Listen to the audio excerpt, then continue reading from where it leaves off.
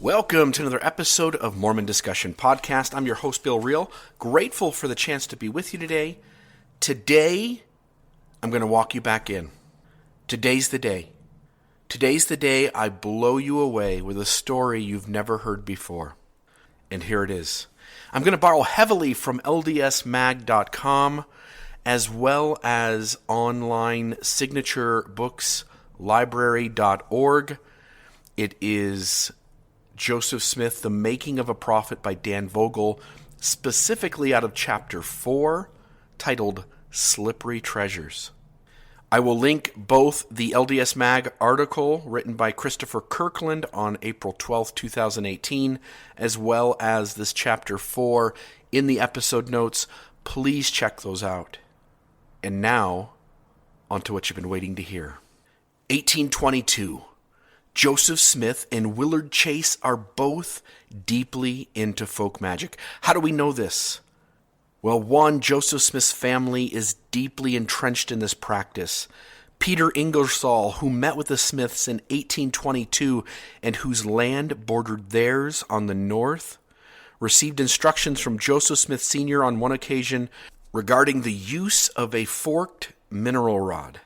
At Smith's request, Ingersoll followed him back to the spot near the Smith's cabin where money was thought to be buried. Taking his pocket knife, Joseph Sr. cut a forked branch off a nearby witch hazel bush and placed it into Ingersoll's hands.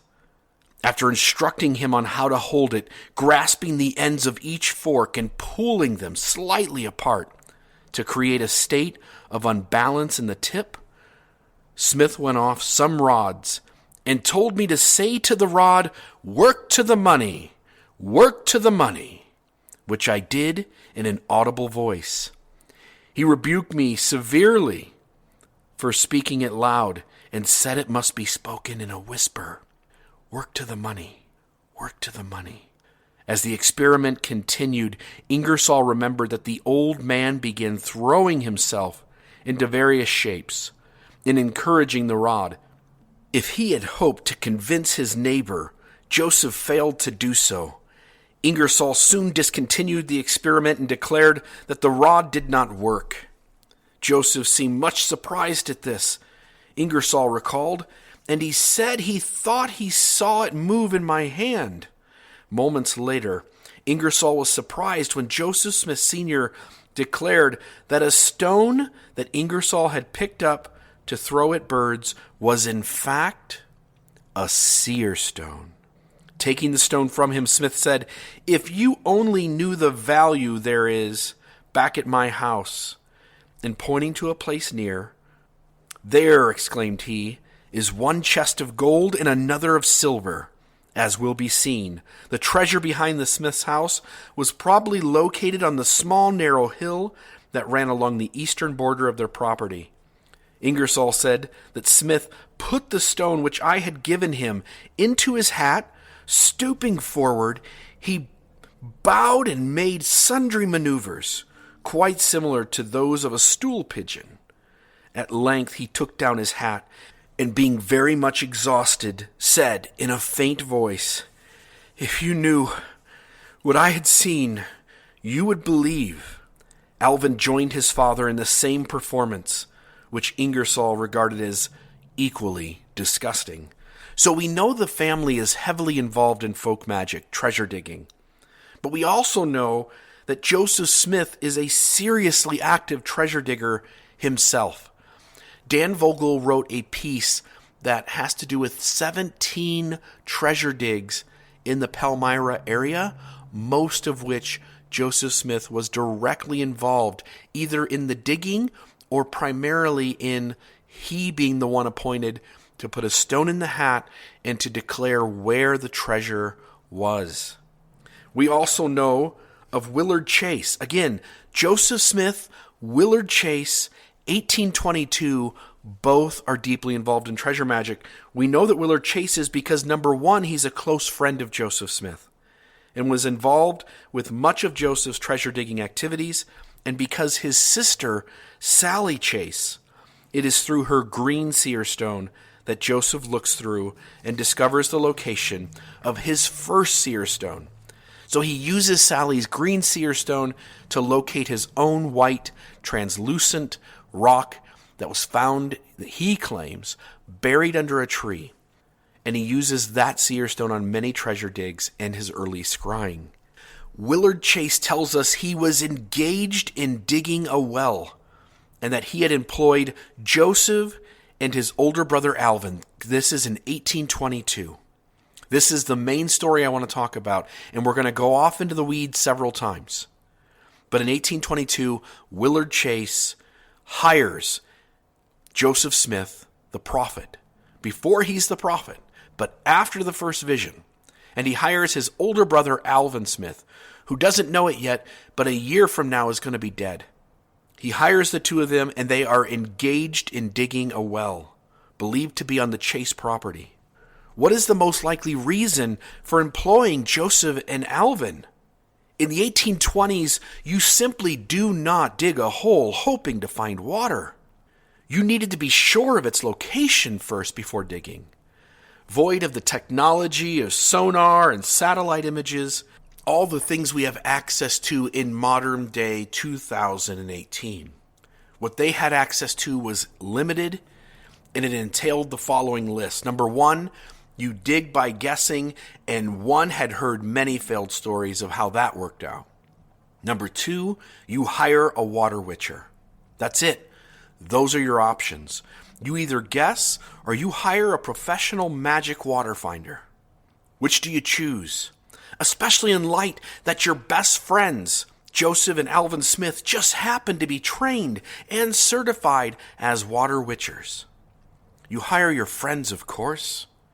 This isn't Joseph and Alvin's first time working the Chase land. And this isn't the first time for either of them for their involvement in water witching or treasure digging. The Chase family property bordered the Smiths' land on the east, and the two families sometimes searched for treasure together. Chase told Lorenzo Saunders about one occasion when he and Alvin Smith were digging together and found an old iron chest that vanished after Willard broke his shovel on it. Another time, Alvin and Willard dug on the property occupied by the Saunders family and owned by Palmyra Justice of the Peace, Abner Cole, otherwise known as Obadiah Dogberry. Alvin and Willard worked under the direction of a man named Walters, later identified as Luman Walters, a traveling necromancer who offered his services for a fee.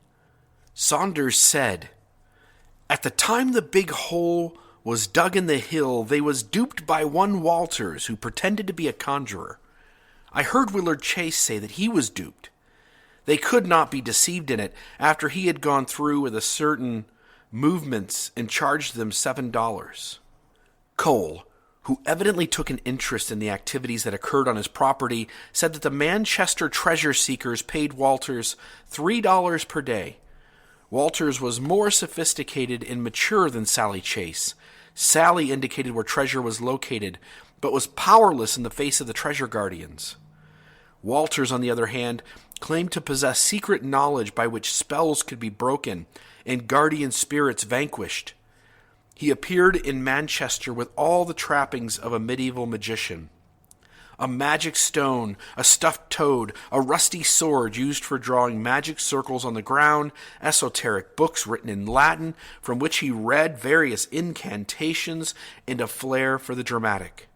Cole reported in 1831 that Walters assembled his nightly band of money diggers in the town of Manchester at a point designated in his magical book, and drawing a circle around the laborers with the point of an old rusty sword, and using sundry other incantations for the purpose of propitiating the spirit, absolutely sacrificed a fowl in the presence of his awe-stricken companions to the foul spirit whom ignorance had created, the guardian of hidden wealth.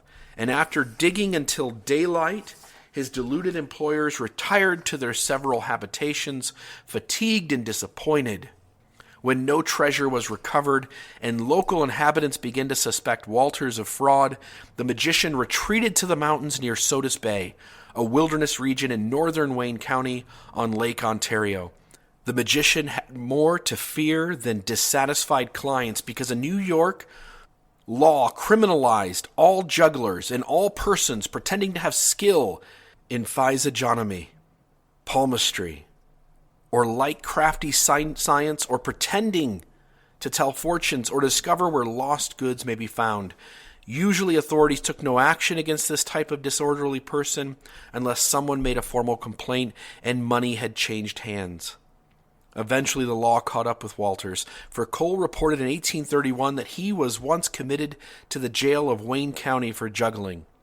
Not long after, Walters left Manchester. Joseph Smith Jr. began to fill the void left by his departure. Perhaps at the urging of Alvin or his father, impressed with Walter's theatrical style, Joseph successfully imitated some of the older magician's flair.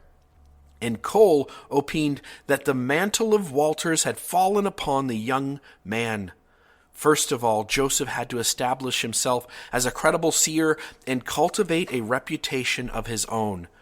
Reputation was everything to a would-be seer, and Joseph was adept and resourceful in this endeavor. In procuring a seer stone, he was not satisfied to simply pick up any stone at random, as his father had with Ingersoll. His stone would need to have special significance in order to create credibility. While visiting the Chase family one day, Joseph asked Sally if he could look into her stone. This was not an unusual request, for many people had tried to peep with her exotic stone.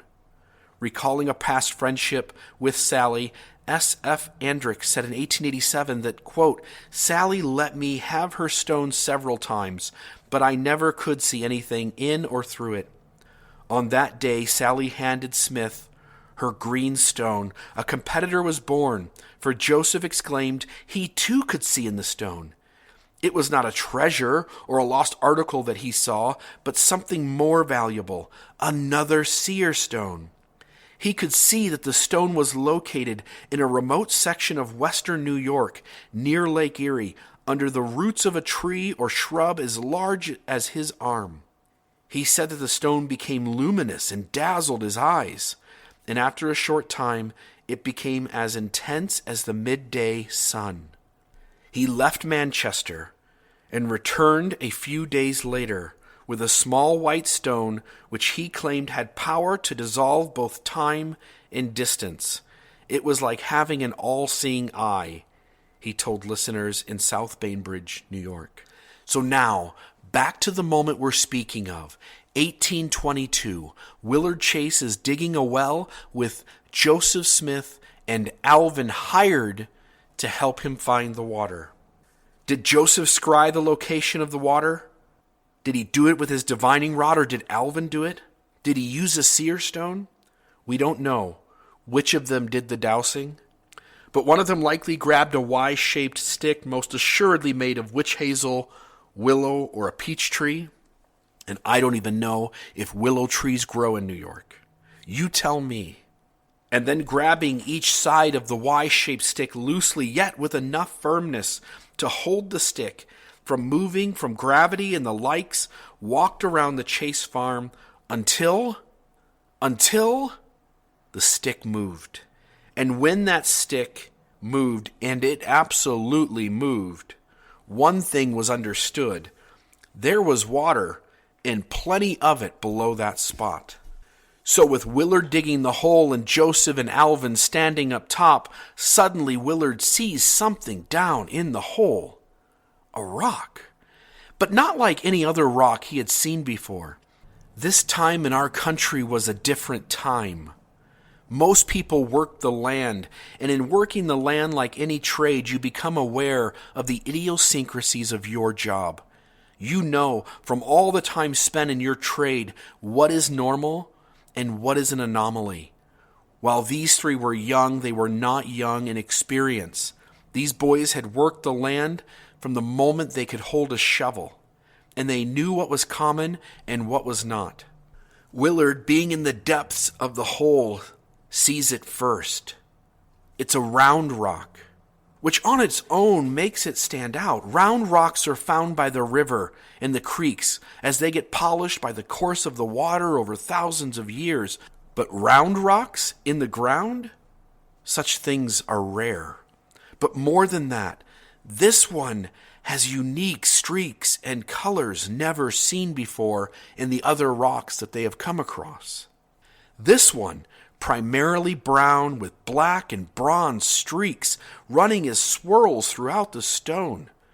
Willard tosses it up to Joseph and Alvin, and they too saw immediately its uniqueness.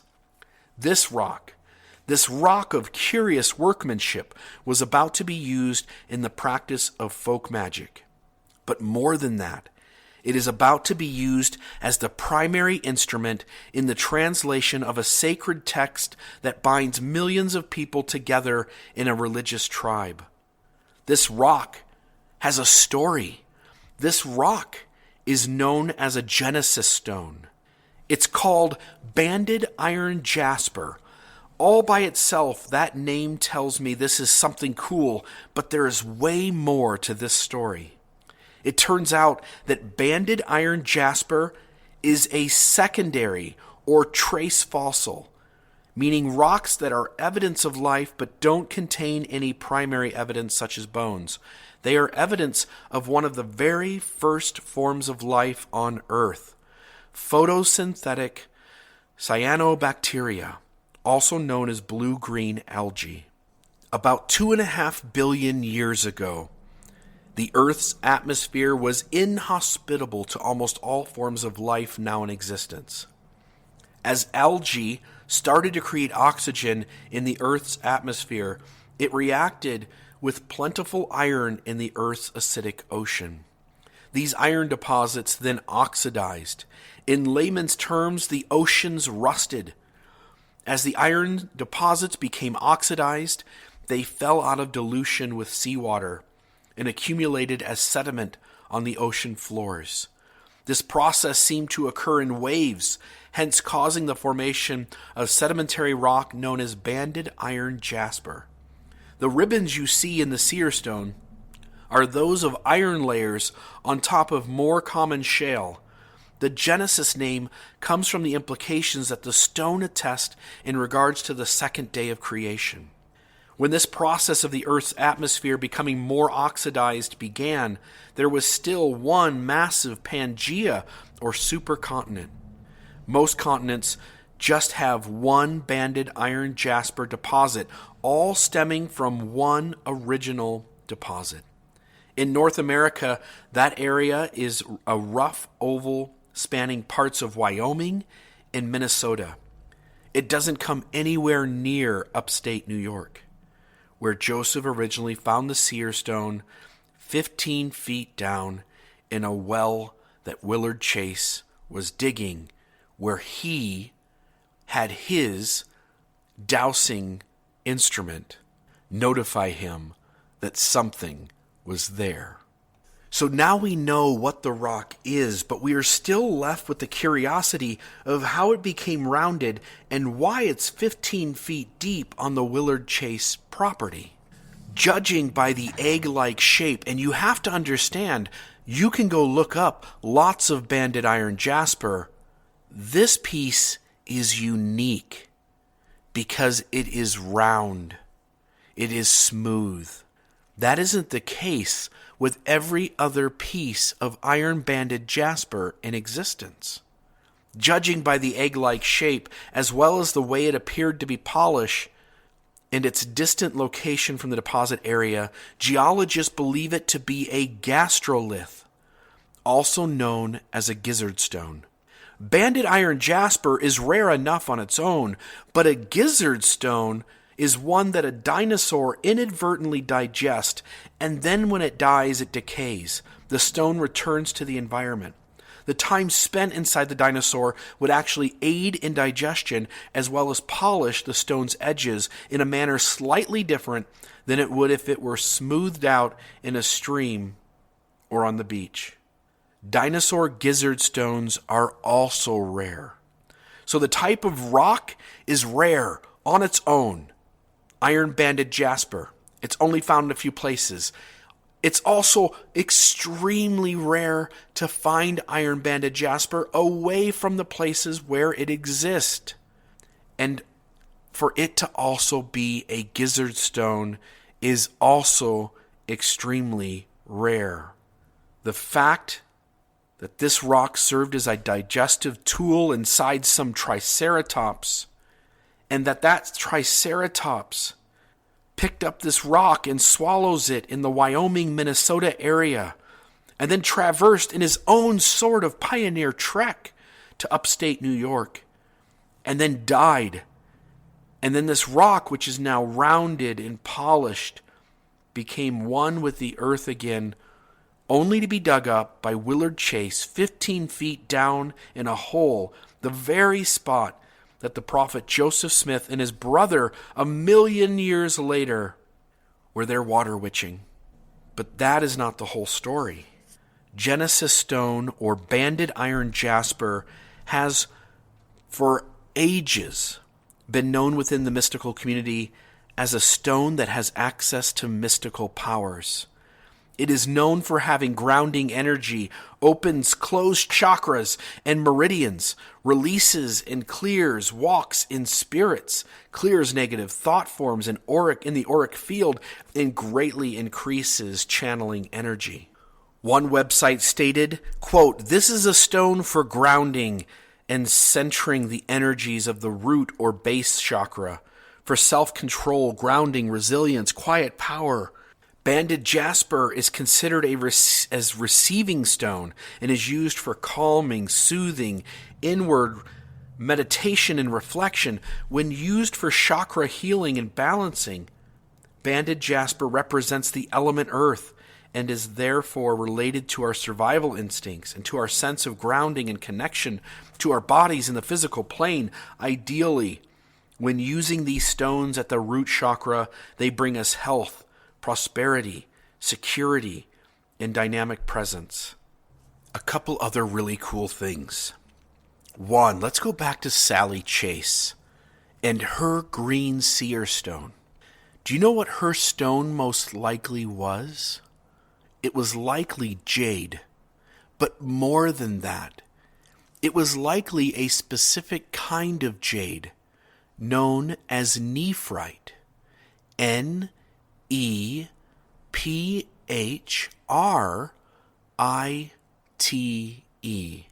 One letter removed from the word nephite is the type of stone that Sally Chase has.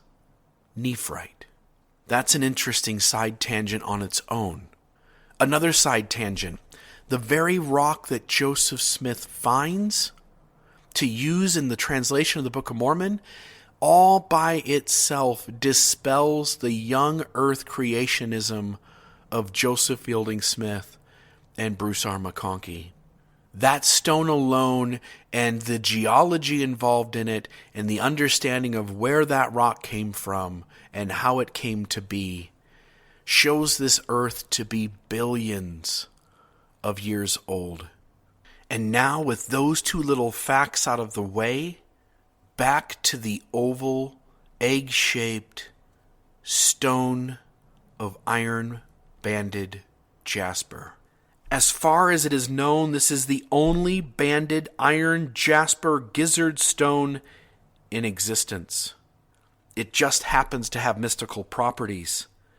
It just happens to find its way from some other geographic location, and just so happens to be at the very spot where Willard Chase and Alvin Smith and the prophet Joseph Smith are digging. All that together, the argument could be made that this is the rarest rock on the planet Earth and the very rock used by Joseph Smith to translate a sacred text known to us as the Book of Mormon. Now you know the rest of the story.